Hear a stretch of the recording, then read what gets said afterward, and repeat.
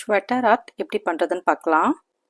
எந்த ஆர்ட் பண்ணுறதா இருந்தாலும் பஃப் பண்ணிக்கோங்க. ஃபஸ்ட்டு டிப்பில் இருக்க ஷைனஸ் ரிமூவ் பண்ணுறதுக்கு பஃப் பண்ணணும். நம்ம எதுக்கு பஃப் பண்ணுறோன்னா, இந்த ஷைனஸ் இருந்துச்சுன்னா உங்களுக்கு ஜெல் பாலிஷ் அப்படியே உரிச்சிட்டு வந்துடும். சரிங்களா? அதுக்காக தான். என்ன மாதிரி நீங்கள் காஸ்ட்லியானது வாங்கினாலும் சரி, இல்லை நார்மலான ஜெல் பாலிஷ் வாங்கினாலும் சரி, நீங்கள் பஃப் பண்ணாமல் பண்ணீங்கன்னு சொன்னீங்கன்னா அது கண்டிப்பாக உரிச்சிட்டு வந்துடும். அதுக்காக தான் நம்ம பஃப் பண்ணிவிட்டு ஜெல் பாலிஷ் அப்ளை பண்ணுறோம். ஓகேங்களா? நம்மளும் இந்த டிப் பஃப் பண்ணிக்கலாம். எப்பயுமே பஃப் பண்ணிவிடுங்க. கண்டிப்பாக பஃப் பண்ணிங்கன்னா தான் அது கிளியராக இருக்கும் உங்களுக்கு.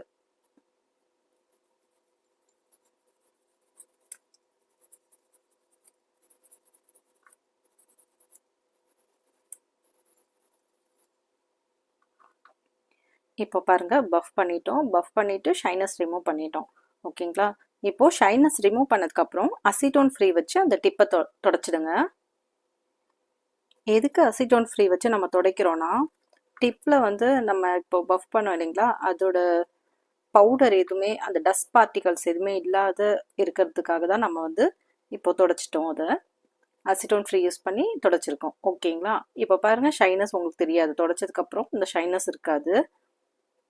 இப்போ மேலே பேஸ் கலர் கொடுக்கலாம். பேஸ் கலருன்றது ஒன்றும் இல்லை, ஜெல் பாலிஷ் தான். நம்ம ஃபஸ்ட்டு அப்ளை பண்ணுறோம் இல்லைங்களா, அதுதான் பேஸ் கலர். இப்போ பேஸ் கலர் அப்ளை பண்ணிக்கலாம். பேஸ் கலர் நான் ப்ளூ கலர் அப்ளை பண்ணுறேன்.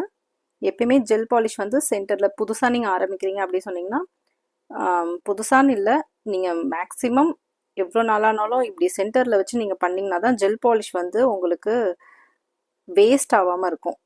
இல்லைனா ரொம்ப அதிகமாக நீங்கள் யூஸ் பண்ணுவீங்க. ஓகேங்களா? அதுக்காக தான். அதே மாதிரி ஸ்ப்ரெட் பண்ணிவிட்டு ஜெல் பாலிஷ் அப்ளை பண்ணிவிட்டு எல்லா பக்கமும் நீங்கள் அப்ளை பண்ணியிருக்கீங்களான்றதை செக் பண்ணிக்கோங்க. செக் பண்ணிவிட்டு இதை 30 செகண்ட்ஸ் க்யூர் பண்ணிக்கோங்க.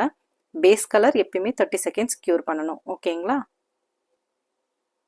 30 செகண்ட்ஸ் க்யூர் பண்ணிட்டேன். க்யூர் பண்ணதுக்கப்புறம் பாருங்கள், ஜெல் பாலிஷ் எப்பயுமே இந்த மாதிரி ஸ்டிக்கினஸ்ஸாக இருக்கும். அந்த ஸ்டிக்கினஸ் ரிமூவ் பண்ணுறதுக்கு அசிட்டோன் ஃப்ரீ வச்சு நம்ம தொடச்சிடணும். தொடச்சிட்டிங்கன்னா அந்த ஸ்டிக்கினஸ் உங்களுக்கு ரிமூவ் ஆகிடும். ஓகேங்களா? இப்போ பார்த்தீங்கன்னா அந்த ஸ்டிக்கினஸ் எதுவுமே இருக்காது. அசிட்டோன் ஃப்ரீ வச்சு நம்ம தொடச்சதுனால அந்த ஸ்டிக்கினஸ் எதுவுமே இருக்காது. ஓகேங்களா? இப்போ பாருங்கள், நம்ம ப்ளூ கலர் ஷைனஸ் ரிமூவ் பண்ணிவிட்டு பஃப் பண்ணிட்டோம் இல்லைங்களா? பஃப் பண்ணதுக்கப்புறம் இதுக்கு இப்போவே டாப் கோட் அப்ளை பண்ணிடணும். உங்களுக்கு ஷைனஸ் இருக்க டாப் கோட் நீங்கள் அப்ளை பண்ணாலும் பரவாயில்ல. நான் இப்போது மேட் டாப் கோட் அப்ளை பண்ணிட்டு இருக்கேன்.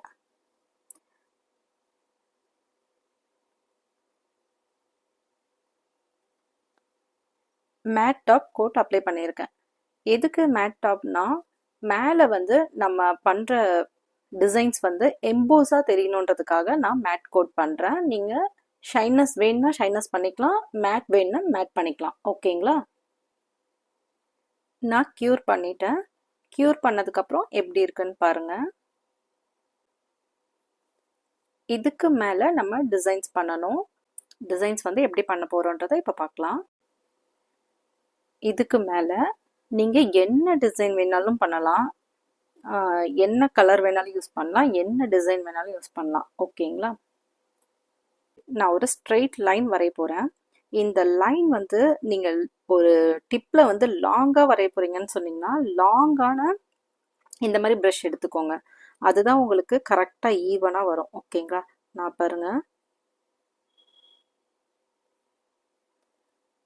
ஒரு லைன் லாங்காக ஈவனாக வந்துடுச்சு.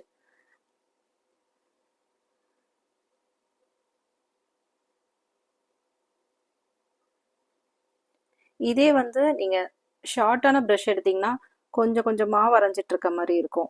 அதுக்கு தான் நம்ம இதை மாதிரி ஒரு லாங் ப்ரஷ் எடுத்தோன்னா ஸ்ட்ரெயிட் லைன் உங்களுக்கு ஒரே லைனாக வந்துடும். ஓகேங்களா? இதை நம்ம க்யூர் பண்ணக்கூடாது. இதுக்கிட்ட நான் வேறு டிசைன்ஸும் சின்ன சின்னதாக வரைகிறேன். நீங்கள் குட்டி குட்டியாக டிசைன்ஸ் வரைய போகிறேன்னு சொன்னீங்கன்னா இந்த மாதிரி சின்ன சின்ன ப்ரஷ் எடுத்துக்கோங்க. லென்த் கம்மியாக இருக்க மாதிரியான ப்ரஷ் எடுத்துக்கோங்க. நான் ஜஸ்ட் லைன் தான் வரைய போகிறேன் உங்களுக்கு இப்போது.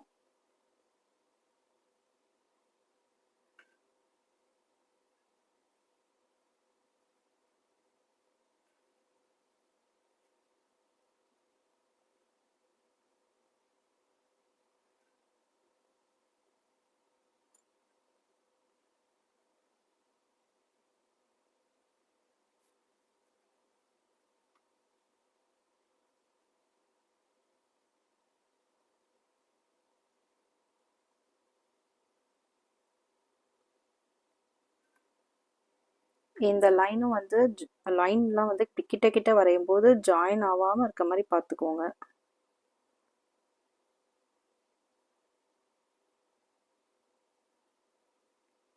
இந்த மாதிரி டிசைன் தான் வரையணும்னு இல்லை, நீங்கள் ஃப்ளவர்ஸ் அது மாதிரி கூட வரையலாம். ஓகேங்களா, ஃப்ளவர்ஸ் எது வேணாலும் வரையலாம். ஜஸ்ட் இது வந்து உங்களுக்கு ஒரு எக்ஸாம்பிளுக்கு தான் இந்த டிசைன், ஸ்வெட்டர் ஆர்ட்டுக்கு எக்ஸாம்பிளுக்கு தான் நான் இதை வரைகிறேன்.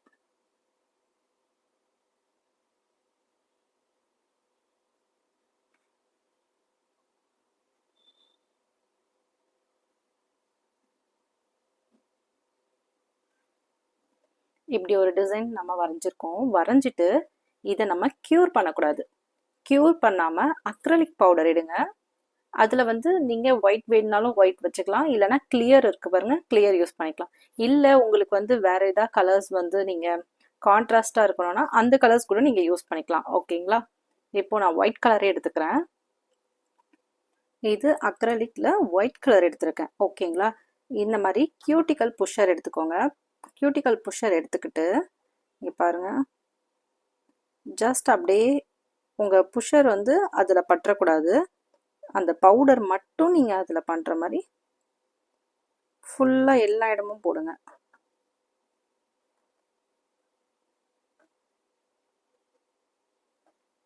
இது வந்து நார்மலாக நம்ம அக்ரலிக் யூஸ் பண்ணுறோம் இல்லைங்களா, எக்ஸ்டென்ஷன்லாம் யூஸ் பண்ணுறோம் இல்லையா, அந்த பவுடர் தான், அதுதான் நான் இப்போ யூஸ் பண்ணிகிட்ருக்கேன்.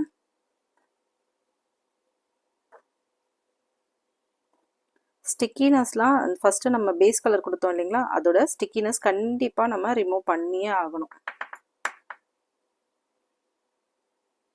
ரிமூவ் பண்ணிட்டு தான் நீங்கள் அடுத்த டிசைன் மேலே விடணும். ஓகேங்களா, இப்போ பாருங்கள், இதை ஜஸ்ட் ஒரு 2 இது இப்படி தட்டி விட்டுருங்க, எக்ஸஸாக இருக்கிறது கீழே விழும். இதை நம்ம க்யூர் பண்ணணும். இப்போ நம்ம என்ன பண்ணணும் பாருங்கள், நான் க்யூர் பண்ணிட்டேன். க்யூர் பண்ணிவிட்டு நம்ம மேலே இருக்க எக்ஸஸாக இருக்க பவுடர் எல்லாமே, அக்ரலிக் பவுடர் நம்ம அப்ளை பண்ணியிருக்கோம் இல்லைங்களா, அந்த அக்ரலிக் பவுடர் மேலே அப்ளை பண்ணியிருக்கோம் இல்லைங்களா, அந்த எக்ஸஸாக இருக்க எல்லா அக்ரலிக் பவுடரையுமே நம்ம ரிமூவ் பண்ணணும். அசிட்டோன் ஃப்ரீ வந்து வச்சு டிப் பண்ணி நீங்கள் ரிமூவ் பண்ணிவிடுங்க. ஓகேங்களா,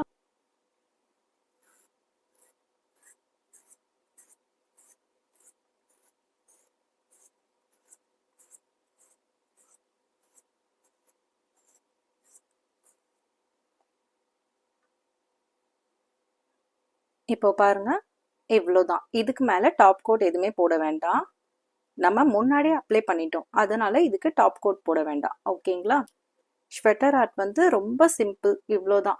நீங்கள் என்ன டிசைன் வேணாலும் பண்ணலாம், என்ன கலர் வேணாலும் யூஸ் பண்ணலாம். அக்ரலிக் பவுடருமே வந்து உங்களுக்கு என்ன கலர் இருந்தாலும் நீங்கள் அந்த கலர் யூஸ் பண்ணிக்கலாம். கான்ட்ராஸ்டாக நீங்கள் எது பண்ணுறதா இருந்தாலும் பண்ணலாம். நான் ப்ளூ கலருன்றதுனால ஒயிட் கலர் வந்து காமனாக எல்லாத்துலேயுமே வந்து யூஸ் பண்ணலாம் இல்லைங்களா, அதுக்காக நான் ஒயிட் கலர் யூஸ் பண்ணியிருக்கேன். நீங்கள் என்ன கலர் வேணாலும் கான்ட்ராஸ்டாக பிங்க் கலர் கூட ட்ரை பண்ணலாம், இல்லை வேறு என்ன கலர் உங்களுக்கு பிடிச்சிருக்கோ நீங்கள் அந்த மாதிரி வச்சிருக்க கலர் யூஸ் பண்ணி நீங்கள் பண்ணிக்கலாம். ஓகேங்களா, ஸ்வெட்டர் ஆர்ட் ரொம்ப சிம்பிள். இதில் ஏதாவது டவுட் இருந்தால் கமெண்ட் பண்ணுங்கள். உங்களுக்கு வேறு என்ன டிசைன் வேணுனாலும் கீழே கமெண்ட் பண்ணுங்கள், நான் அதையுமே செஞ்சு காட்டுறேன். உங்கள் எல்லாருக்கும் ஒரு சூப்பர் கிஃப்டாக ஐகானிக் என்டர்டெய்னர்ஸ் வந்து 1 டே கிளாஸ் கண்டக்ட் பண்ணுறாங்க. அதுக்கு நான் தான் வந்து டீச் பண்ண போகிறேன். 1 டேயில் வந்து ஃபுல் கோர்ஸுமே வந்து கம்ப்ளீட் பண்ணி உங்களுக்கு எல்லாமே சொல்லி கொடுக்க போகிறேன். அது மட்டும் இல்லாமல் உங்களுக்கு ஃபுட் அவங்களே ப்ரொவைட் பண்ணுறாங்க, சர்டிஃபிகேட், மெடல், இது எல்லாமே வந்து அவங்களே ப்ரொவைட் பண்ணுறாங்க. ஃபீஸ் வந்து 3499க்கு அவங்க ப்ரொவைட் பண்ணுறாங்க எல்லாமே. இந்த ஃபீஸ்க்கு நீங்கள் வேறு எங்கேயாவது இந்த மாதிரி ஃபுல் கோர்ஸ் கற்றுக்க முடியுமான்னு எனக்கு தெரியல, அவங்க கண்டக்ட் பண்ணுறாங்க. இது யார் யாருக்கு வேணுமோ நீங்கள் யூஸ் பண்ணிக்கோங்க. ஜாயின் பண்ணணுன்னு இன்ட்ரெஸ்ட் இருக்கவங்க டிஸ்கிரிப்ஷனில் வந்து ஒரு லிங்க் கொடுத்துருக்கேன், அப்படி இல்லைனா என்னோடய வாட்ஸ்அப் நம்பர் வந்து ஸ்க்ரீனில் வருது பாருங்கள், இந்த நம்பருக்கு நீங்கள் மெசேஜ் பண்ணியும் உங்களை சீட் புக் பண்ணிக்கலாம்.